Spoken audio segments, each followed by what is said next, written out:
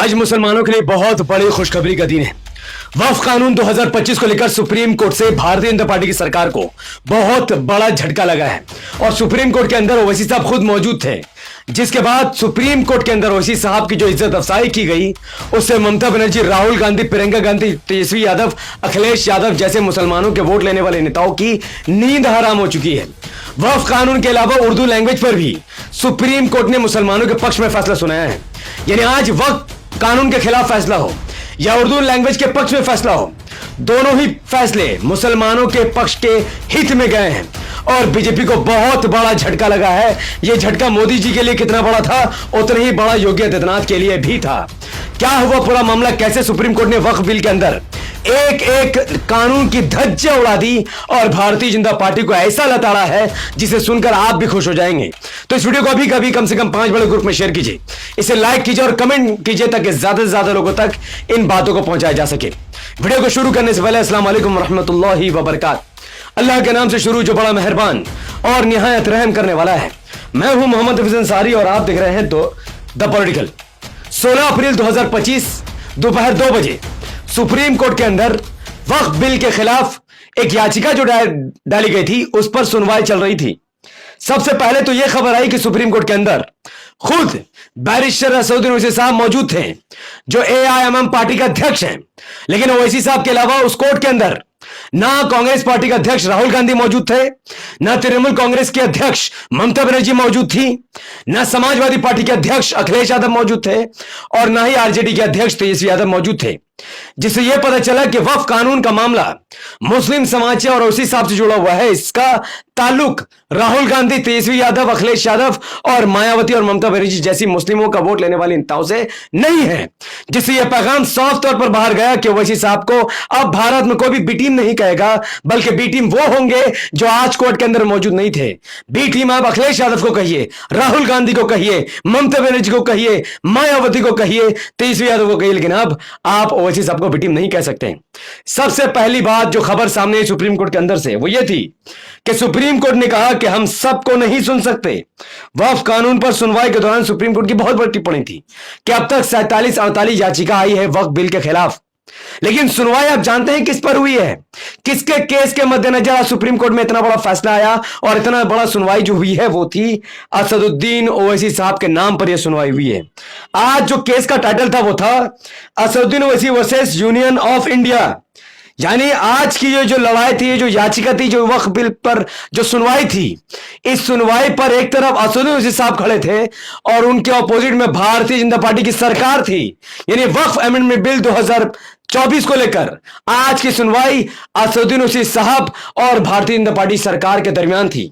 अब सुनिए इस सुनवाई के दरमियान क्या हुआ। खुद ओवैसी साहब इस सुप्रीम कोर्ट के अंदर मौजूद थे और सुप्रीम कोर्ट ने एक भारी टिप्पणी की भारतीय जनता पार्टी की सरकार के ऊपर। सुप्रीम कोर्ट ने बीजेपी सरकार से पूछा कि गैर हिंदू को हिंदू बंदोबस्त बोर्ड में शामिल कर सकते हैं।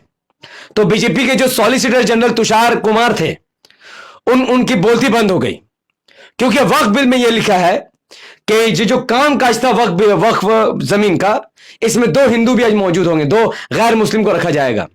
सुप्रीम कोर्ट ने पलटवार करते हुए कहा कि अगर वक्फ बोर्ड के अंदर 2 गैर मुस्लिम आ सकते हैं तो फिर हिंदू इंडोर्समेंट एक्ट के अंदर 2 मुस्लिम क्यों नहीं आ सकते। जिस पर तुषार मेहता यानी बीजेपी सरकार की बोलती बंद हो गई। सुप्रीम कोर्ट ने वक्फ बाय यूजर पर मोहर लगा दी है। यह मुसलमानों के लिए बहुत बड़ी खुशखबरी, दूसरी सबसे बड़ी खुशखबरी है। सुप्रीम कोर्ट ने कहा कि घोषित वक्फ संपत्ति डी नोटिफाई नहीं की जाएगी। यानी जो जमीन काफी सालों से वक्फ बाय यूजर थी, उसके डॉक्यूमेंट नहीं थे, लेकिन वो कब्रिस्तान थी, मस्जिद थी, मदरसा थी, विदाउट डॉक्यूमेंट जो मुसलमानों के कब्जे में थी, जो वक्फ जमीन के कब्जे में थी, वो वक्फ जमीन की ही कहलाएगी। उसको बीजेपी सरकार नकार नहीं सकती है। तो सुप्रीम कोर्ट से यह दूसरा सबसे बड़ा फैसला आया कि अब आपका कब्रिस्तान बीजेपी नहीं छीनेगी, आपका मदरसा, आपकी मस्जिद बीजेपी नहीं छीनेगी, आपके यतीम खाना बीजेपी नहीं छीनेगी, क्योंकि सुप्रीम कोर्ट ने मोहर लगा दी है कि वक्फ बाय यूजर बरकरार रहेगा। और यही सबसे बड़ा मुद्दा ओवैसी साहब कई महीनों से चिल्ला रहे थे। तीसरी सबसे बड़ी खुशखबरी कि सुप्रीम कोर्ट ने कहा कि वक्फ बोर्ड में नामित अधिकारी के अलावा मुस्लिम सदस्य ही होंगे।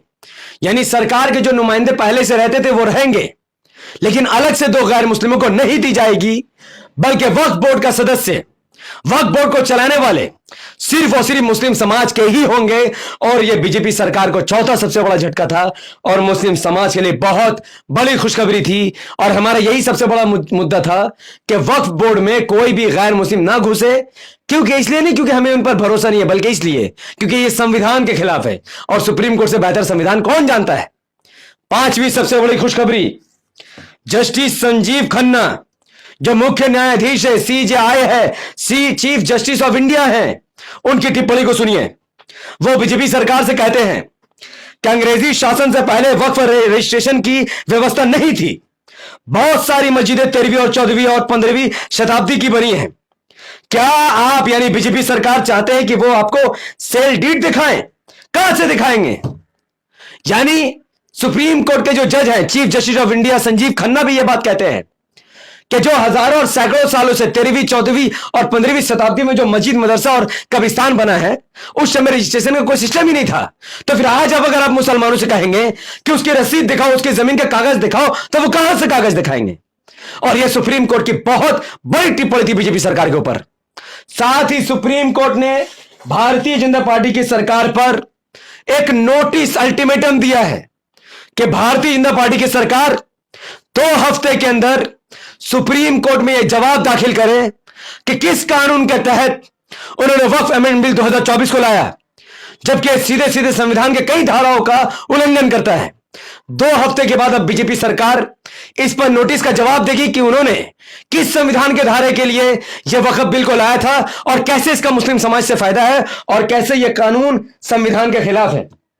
तो यह बहुत बड़ी खुशखबरी थी वक्फ बिल के लिए, वक्फ बोर्ड के लिए, मुस्लिम समाज के लिए और भारत में रहने वाले उन लोगों के लिए जो संविधान को बचाना चाहते हैं। साथ ही यह जो खतरा अंबानी पर मंडरा रहा था, जिसके लिए वक्फ कानून को लाया गया, अंबानी की जो घर है इंटीलिया, उसका कुछ हिस्सा वक्फ संपत्ति पर बना हुआ है, ऑलरेडी उस पर केस चल रहा है। अब अगर सुप्रीम कोर्ट वक्फ बिल को खारिज कर देता है तो फिर अंबानी के घर पर बहुत बड़ा मुसीबत आएगा। या तो अंबानी अपना घर गिराएगा या फिर इसके बदले में वक्फ बोर्ड को अच्छा खासा जुर्माना भरपेगा। वो तो आने वाले वक्त ही बताएगा। हालांकि जो भारतीय जनता पार्टी के मंत्री है किरण रिजिजू, जो कि अल्पसंख्यक मिनिस्टर है, केंद्रीय मंत्री, उन्होंने कहा था कि हमें भरोसा है कि सुप्रीम कोर्ट लेजिस्लेटिव मैटर में यानी संसद से पास होने वाले कोई भी कानून में दखल नहीं देगा। हमें एक दूसरे का सम्मान करना चाहिए। अगर कल सरकार न्यायपालिका में हस्तक्षेप करती है तो यह अच्छा नहीं होगा। यानी बीजेपी सरकार सुप्रीम कोर्ट को धमकी दे रही थी कि हम जो कानून लाए वो संविधान के खिलाफ हो या हित में हो, आप उस पर फैसला नहीं करेंगे, वरना हम भी सुप्रीम कोर्ट पर हस्तक्षेप करना शुरू कर देंगे। इसके बावजूद लोग जानते हैं कि जस्टिस लोया के साथ क्या हुआ। लोग जानते हैं और संजीव खन्ना भी जानते हैं कि जस्टिस लोया के साथ क्या हुआ है, कितना बड़ा अन्याय हुआ है। और इस इतना कुछ होने के बावजूद भी हमारे जो महान जज थे संजीव खन्ना CJI, वो भारतीय जनता पार्टी के इस गीदड़ भपके से नहीं घबराए, वो नहीं डरे। संविधान के लिए वो आगे बढ़े और संविधान की सीमा को, गरिमा को मानते हुए उन्होंने वक्फ अमेंडमेंट बिल 2024 में कई सारे प्रावधान को तार तार कर दिया, खत्म कर दिया, नेस्तो नाबूद कर दिया। एक CJI जस्टिस रोहिंटन नरीमन कहते हैं कि अगर संविधान के मूल ढांचे के सिद्धांत को किसी भी तरह से कमजोर किया गया तो जलियांवाला बाग नरसंहार जैसा घटनाएं होने की आशंका है, क्योंकि ये जानते हैं कि वक्फ बिल संविधान के खिलाफ है और संविधान को बचाने सड़कों पर करोड़ों लोग उतरेंगे और फिर सरकार उन पर गोलियां चलाएगी और फिर जलियांवाला बाग दोहराएगा। यह बात जज भी जानते हैं, यह बात सुप्रीम कोर्ट के जज भी जानते हैं, बीजेपी और भारत के लोग भी जानते हैं। बेचारे योगी आदित्यनाथ को भी एक और झटका लगा, जो कहते थे कि उर्दू पढ़ाकर मुल्ला बनाना चाहते हो। अरे योगी आदित्यनाथ, देखो उर्दू पर कितना बड़ा फैसला सुप्रीम कोर्ट ने दिया है। सुप्रीम कोर्ट ने कहा कि उर्दू भारत की जबान है, कोई धार्मिक जबान नहीं है। उर्दू को भारत से खत्म नहीं किया जा सकता है, उर्दू के नाम पर घृणा नहीं फैलाई जा सकती है। जिन बोर्डों पर उर्दू में नाम लिखा जाएगा वो लिखा जाएगा, उसको कोई भी मिटाया नहीं जा सकता है। सुप्रीम कोर्ट का बहुत बड़ा बयान उर्दू को लेकर कि भाषा किसी धर्म की नहीं होती है, वह किसी समुदाय, क्षेत्र और लोगों की होती है। उर्दू भारत में जन्मी भाषा है और इसे किसी धर्म से जोड़ना गलत है। यानी जो योगी आदित्यनाथ उर्दू को मुसलमानों से जोड़कर उर्दू के खिलाफ अलूल जलूल बक रहे थे, उन पर सुप्रीम कोर्ट ने बहुत बड़ा लगाम लगाया है और ये मुसलमानों के लिए आज के डेट में बहुत बड़ी खुशखबरी है। एक तरफ वक्फ बिल में जो बेहुदा अमेंडमेंट किए गए थे उसको सुप्रीम कोर्ट ने हटाने की बात कही है और एक तरफ उर्दू को सम्मान देते हुए सुप्रीम कोर्ट ने कहा कि यह भारत की भाषा है, भारत की जबान है। तो यह मुसलमानों के लिए बहुत बड़ी खबर है। कल फिर से 2 बजे सुप्रीम कोर्ट खुलेगा और फिर से वक्फ बिल पर बहस होगी। इससे पहले इस वीडियो को हजारों करोड़ों लाखों मुसलमानों तक फैला दीजिए ताकि लोगों को पता चले कि सुप्रीम कोर्ट ने कितना बड़ा काम, कितना बड़ा न्याय का काम मुस्लिम समाज और भारत के लोगों को देने का काम किया है। तो इस वीडियो को लाखों लोगों तक पहुंचे, इस वीडियो को लाइक कीजिए, शेयर कीजिए, कमेंट कीजिए, अपनी बातों को धड़ाधड़ कमेंट पर किया। अगर आप सब हमारे यूट्यूब चैनल द पॉलिटिकल पर नए हैं तो इसे लाइक और फॉलो करके 5 बड़े ग्रुप में शेयर कीजिए। अगर आप सब इस वीडियो को फेसबुक पर देख रहे हैं तो इसे धड़ाधड़ शेयर कीजिए और उस ओवैसी साहब को याद रखिए जिनको आप बीजेपी के बी टीम कहते थे, लेकिन वो ओवैसी साहब सदन में बिल फाड़ते हैं, फिर सुप्रीम कोर्ट में लड़ाई लड़ते हैं और उनके सोल्जर्स, उनके वर्कर्स, हम जैसे लोग जमीन पर उतर कर एहतजाज करते हैं। और आज इन तमाम कामों का फल क्या मिला? सुप्रीम कोर्ट तक ये तमाम बातें पहुंची और सुप्रीम कोर्ट ने वक्फ बा यूजर को भी महफूज किया। सुप्रीम कोर्ट ने कहा कि मुस्लिम समाज पेपर नहीं दिखाएंगे जमीन के, एक बार जो जमीन वक्फ की थी वो वक्फ की ही रहेगी, उसे हटाया नहीं जा सकता और वक्फ बोर्ड के अंदर कोई गैर मुस्लिम नहीं आएगा। तो जिन लोगों ने भी हमारे साथ मिलकर राजा बाजार में प्रोटेस्ट किया था, राजा बाजार में हमारा सहयोग किया, एमआईएम के झंडे तले उन्होंने अपनी बात रखी, हमारी बात सुनी, उनका बहुत बहुत शुक्रिया, क्योंकि उनका काम अब सुप्रीम कोर्ट तक पहुंच चुका है। ऐसे ही होता है जब आप सही नेता को फॉलो करते हैं, सही लीडर को फॉलो करते हैं। इंशाल्लाह ऐसे ही सुप्रीम कोर्ट एक दिन देखेगी कि हाँ, मुसलमानों की आवाज बन रही है और धीरे धीरे फैसला मुसलमानों के पक्ष में आना शुरू हो जाएगा, जो संविधान के हित में होगा और देश के हित में होगा। बहुत बहुत शुक्रिया। अस्सलाम वालेकुम वबरकात। मैं था मोहम्मद हफीज अंसारी और आप देख रहे थे द पॉलिटिकल। मिलते हैं जल्द ही अगले